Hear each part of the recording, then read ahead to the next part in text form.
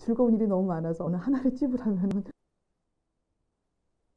이제 삼신에 빌어서 이제 자손을 낳잖아요.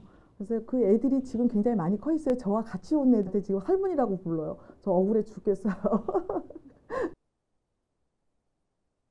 그래서 저는 점사를 볼 때 말을 돌려서 하거나 꾸며서 하거나 그런 게 솔직히 없고요.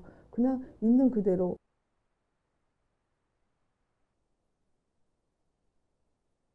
네, 안녕하세요. 저는 제주도에서 윤술채 신랑이라고요.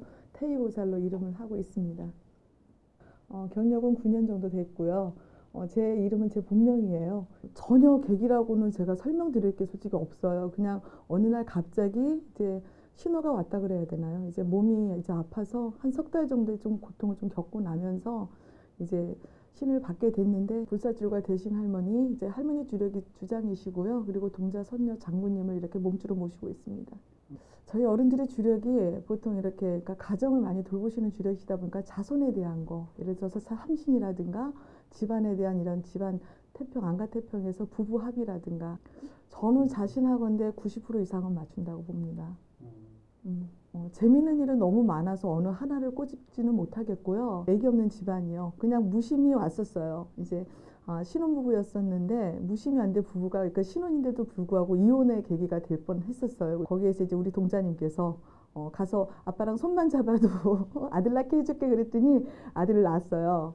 그런 경우 이제 굉장히 기쁘고요. 그리고 이제 임용모시 보시는 그러니까 3년 이상의 치성을 드렸는데도 불구하고 안 됐는데 저한테 와서 이제 또 이제 시험을 이루고 또 이제 대학이라는 것도 이제 원하는 대학을 이제 못 가다가 또 저한테 와서 인연이 돼서 이제 또 이루어지는 경우 이제 그렇게 소원이 이루어지는 경우들이 몇 가지가 있어서 그 애들 같은 경우 그러니까 삼신을 저희가 이제 삼신에 빌어서 이제 자손을 낳잖아요.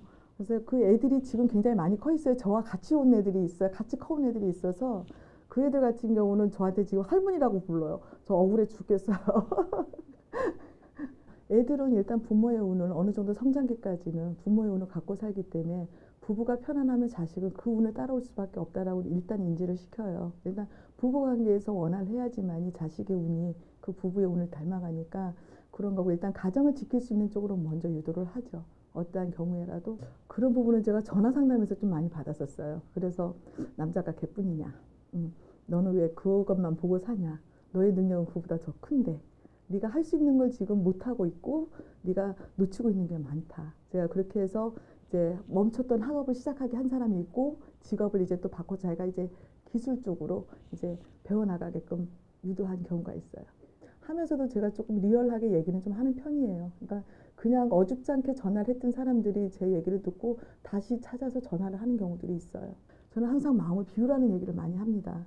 그러니까 어떠한 거를 물론 원이 있어서 오기는 했지만 그 원을 세운다고 해서 다 이루어지는 게 아니기 때문에 이 사람을 봤을 때 사주가 너무 좋아요. 근데 이 사주대로 사람이 살 수 있는 게 아니고 이 사주도 키워나가는 게 사람의 능력이라고 보는데 저는 사주만을 보고 몇 사람을 제가 굉장히 잡아서 끌은 적이 있었어요. 그래서 거기에서 제가 좀 많이 상처를 받은 적이 있었습니다. 왜냐하면 제가 노력을 함에도 불구하고 생각이 이렇게 사람이 생각이라는 거는 키워져 나가야 되는데 그 시점에서만 딱 멈춰버리고 시야도 거기서만 멈춰버리기 때문에 그 사람은 자기 사주대로 못 살고 결국은 원하는 삶을 못 사는 경우가 있는 경우가 있었어요. 좀 작업성의 전화를 좀 하시는 분들이 계셔요. 나이에 불구하시고 그래서 내가 너무 치다 보니까 좀 그런 경우가 있는데 좀 장난기 있는 그런 전화들 어쨌든 선입견을 굉장히 많이 갖고 있어요. 그 선입견이 뭐냐면 많이 다니는 거죠.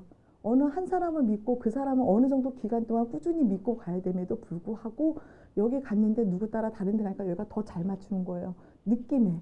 근데 사실상 똑같은 말을 들어요. 근데 자기가 듣고자 하는 말만 듣는 게 사람들의 특성이다 보니까 거기에서 생기는 문제점이죠. 어떻게 보면. 저도 신의 부름을 받아서 이 길을 가고 있는 사람 중에 한 사람이긴 한데요. 저희 무당들이 모든 걸 다 해줄 수 있다고 생각하지는 마세요. 그리고 무당들이 하는 말이 다 정답이 아닙니다. 단지 저는 이제 인생의 참고사라고 생각을 해주시면 참 좋을 것 같아요. 진짜 무당을 찾아갔을 때는 내 인생이 진짜 걱정이 되고 내 진로가 내 삶이 걱정이 돼서 뭔가 결정을 지어야 될 때 그럴 때 참고를 얻으러 가는 거지 결정을 지으러 가는 건 아니라고 저는 봅니다. 뭔가 조심해서 가야 될 거 그리고 뭔가 예견의 소리가 나올 때는 그래도 한 번쯤은 되짚어보고 생각을 해봐야 된다고 저는 봅니다.